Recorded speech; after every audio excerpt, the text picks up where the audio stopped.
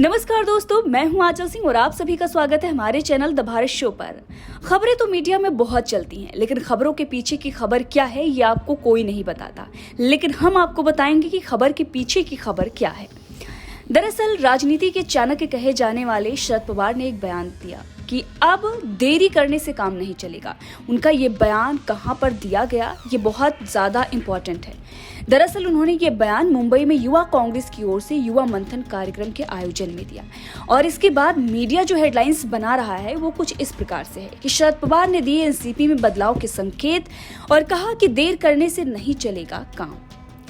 इसके साथ ही उन्होंने युवाओं को लेकर, कार्यकर्ताओं को लेकर बहुत बड़ा बयान दे दिया है। तो क्या शरद पवार बड़ा बदलाव एनसीपी में करने जा रहे हैं? ऐसी खबरें चल रही हैं। उसके बाद उनके द्वारा जो बयान दिया गया है वो भी मीडिया चला रहा है। लेकिन ये बयान जो शरद पवार का आया, आखिर क्यों आया? इसको समझने के लिए आपको हम बताते हैं कि आखिर चल क्या रहा है एनसीपी में। दरअसल एनसीपी में उत्तराधिकारी को लेकर खींचतान चल रही है कि शरद पवार का उत्तराधिकारी कौन होगा, एनसीपी की कमान किसके हाथों में होगी। अब इसके लिए अजीत पवार और सुप्रिया सुले का नाम सबसे पहले सामने आ रहा है। इसके बाद आ रहे हैं जयंत पाटिल। जयंत पाटिल की अगर हम बात करें तो शरद पवार के बेहद करीबी हैं। ऐसे में खबरें ये चलाई गई कि शरद पवार जयंत पाटिल को कार्यभार सौंप सकते हैं।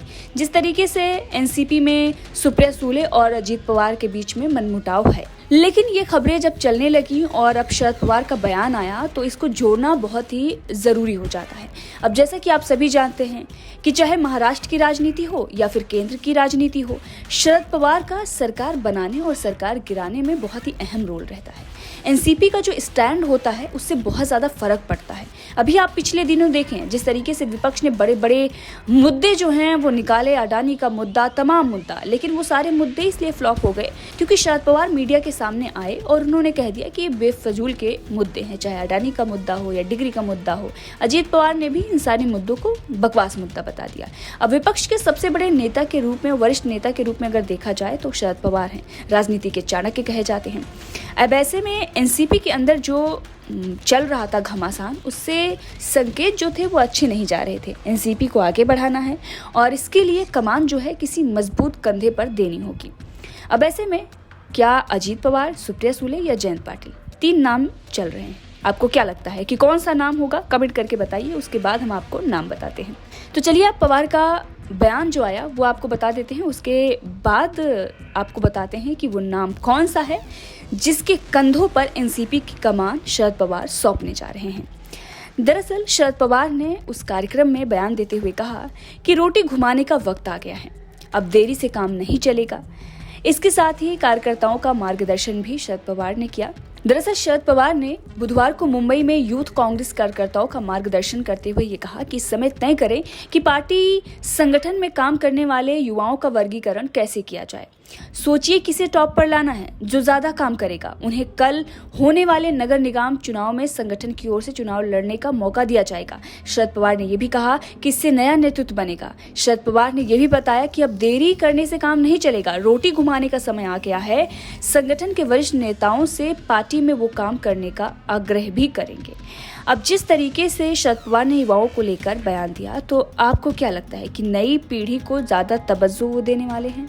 क्या अजीत पवार को वो उत्तराधिकारी घोषित कर देंगे? जी नहीं। अब जो नाम चल रहे हैं, चाहे वो अजीत पवार का हो या सुप्रिया सुले का हो या जयंत पाटिल का हो, ये तीनों नाम नहीं है लिस्ट में। जी हाँ, ना तो शरद पवार एनसीपी का कार्यभार अजीत पवार को सौंपने जा रहे हैं, ना ही सुप्रिया सुले को सौंपने जा रहे हैं और ना ही जयंत पाटिल को सौंपने जा रहे हैं, बल्कि जिम्मेदारी जिनके कंधों पर आने वाली है वो नाम है रोहित पवार। जी हाँ, रोहित पवार के कंधों पर जिम्मेदारी होगी। एनसीपी की बागडोर जो है अब उनके हाथों में होगी। साल 2024 का जो इलेक्शन है वो उन्हीं की जिम्मेदारी में लड़ा जाएगा, उन्हीं के मार्गदर्शन में लड़ा जाएगा।